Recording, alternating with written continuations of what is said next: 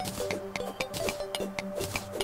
not as much iron as I hoped, but still a considerable amount.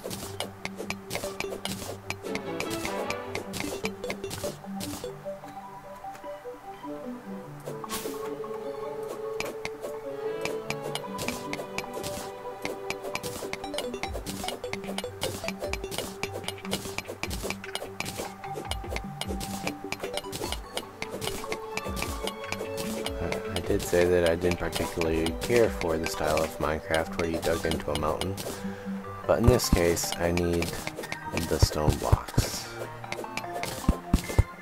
My exploration over to the west is going to be halted until I can get down there safely, and I'd like to be able to dig through rock quicker. So, just like Minecraft, the better your tool, the quicker you dig.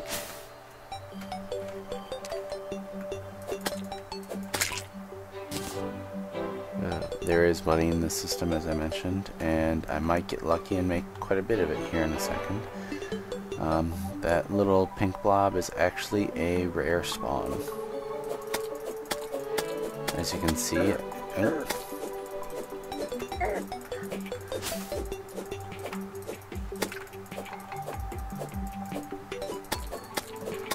started with about 5 times the hit points of the other slimes I've been killing.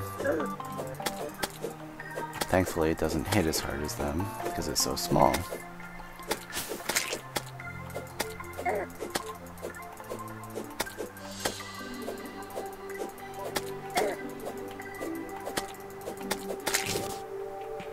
And the main thing of doing that was he dropped the whole gold, which, if I build another house really quick, means that we will have a visitor.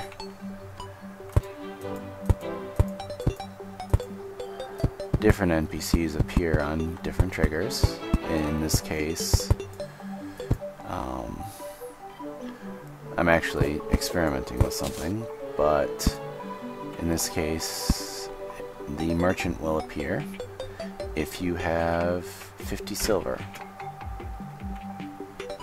And I just happen to have more than 50 silver. I do need that. Take a table, chair, 2 doors, some platforms.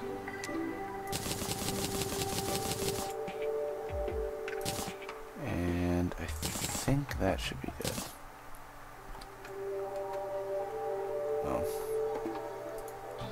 I yell about the NPCs leaving the door open, and then I leave it open for them. At night, unfortunately, the bigger baddies do come out to play.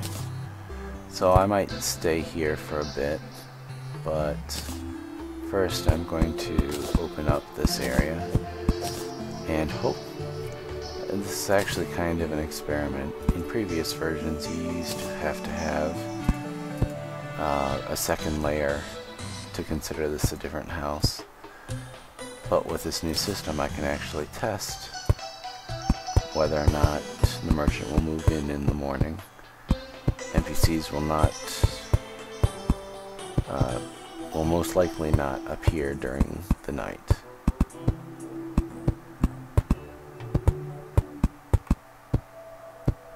And here comes the first denizen of the night. A zombie. Okay, those poor bunnies don't know what's going to hit them. Alright, since this housing is suitable, the merchant should move in tomorrow.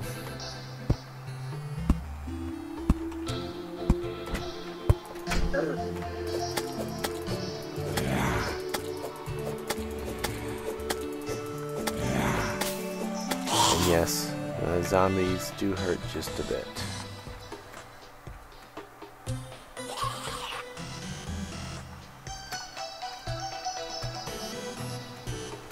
I do apologize. I will most likely be a chicken for tonight. Playing safer rather than committing suicide.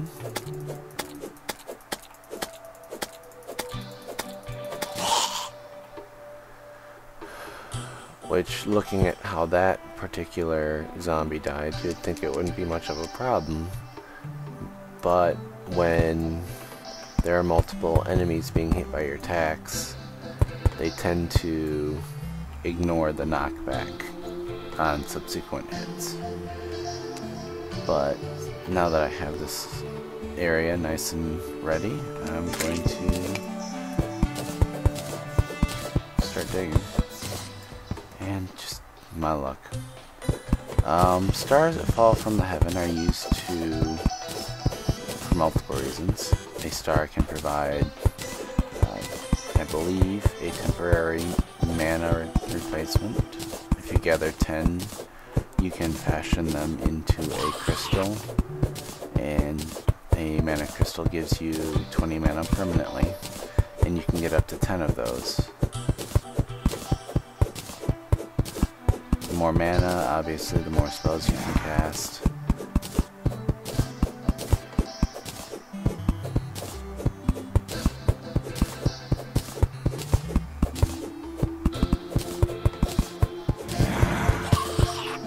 And yes, I am taking the rather cheap way to get the star, but I also plan on using this tunnel to get down to the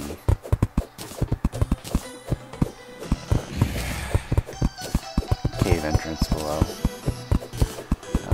Right now, I'm not worried about the zombies because they're not strong enough to break down the door in most circumstances.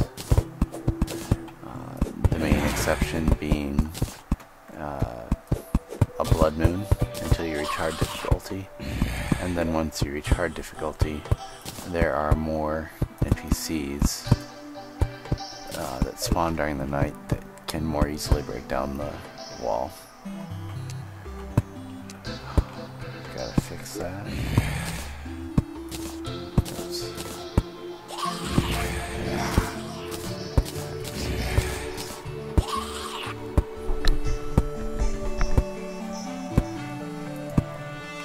Okay. Now I'm ready to dig.